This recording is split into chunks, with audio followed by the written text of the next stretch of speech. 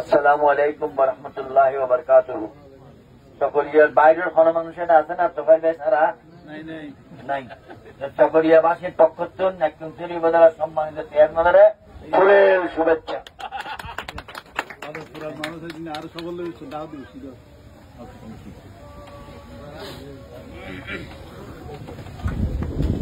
আব্দুল আওয়াল মামুন বাংলাদেশ কল্যাণ পার্টির মহাসচিব, অর্থাৎ গত 2 বছর 6 মাস যাবৎ তিনি আমার রাজনৈতিক সহকর্মী এবং পার্টিতে স্থায়ী কমিটির সদস্য বাদ দিলে দ্বিতীয় ব্যক্তি, স্থায়ী কমিটির সদস্য ধরলে ষষ্ঠ ব্যক্তি। আমি তার প্রতি রাজনৈতিকভাবে ধন্যবাদ জানাই, কিন্তু আজকের উদ্যোগটির সঙ্গে রাজনৈতিক সম্পর্ক নাই। আজকের উদ্যোগটির সঙ্গে মহান আল্লাহ তাআলার একটি আদেশের সম্পর্ক আছে। সেই আদেশটি হল হালাল রুজির পিছনে পরিশ্রম করো।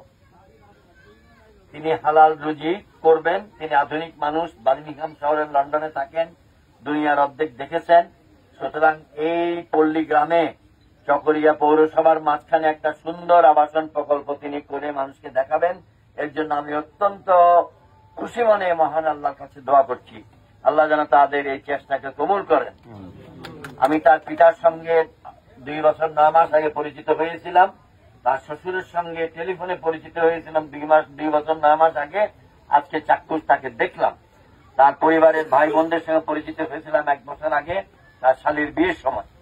আর বাকি চকরিয়াবাসীর সঙ্গে আমার পরিচয় আল্লাহর রহমতে এখন 6 মাস গড়াইল। আপনারা দোয়া করবেন আগামী দিনে যেন সে পরিচয়টা শক্তিশালী হয়।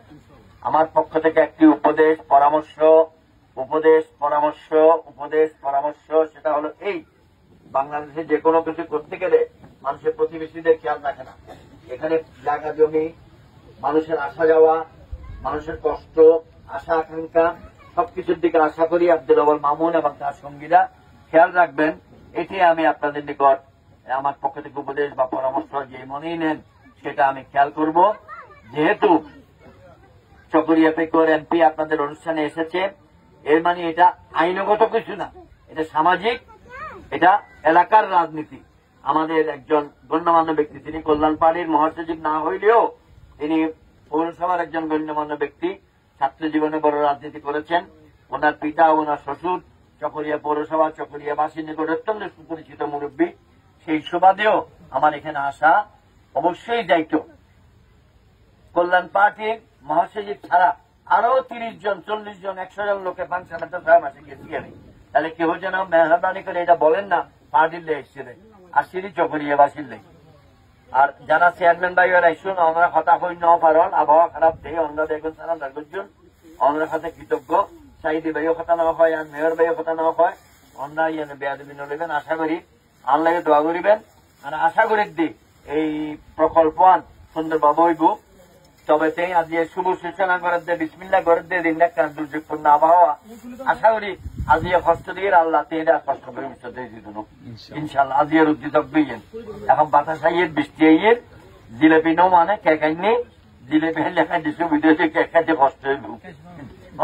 মেহরবানি করি প্যাকেট আছে, আসতেছে আসতেছে। Thank you.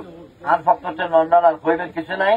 ইয়ার ফাংশন শেষ করি আমি 3 নম্বর ওয়ার্ডে যাইম ফুলতলা নতুন সুটকেসটা তুললাম, তুলে আল্লাহ যদি কবুল করে চট্টগ্রাম শহরে যাই নিয়ত আমার দেখা যাই 27 দিন বাদে আগামী 10-12 দিন এটা থাকবেন মতো এখন তৈরি লেগে ইনশাল্লাহ ইস্যু ধরে একটা দেখা হইব। আল্লাহ হাফেজ, আসসালামু আলাইকুম।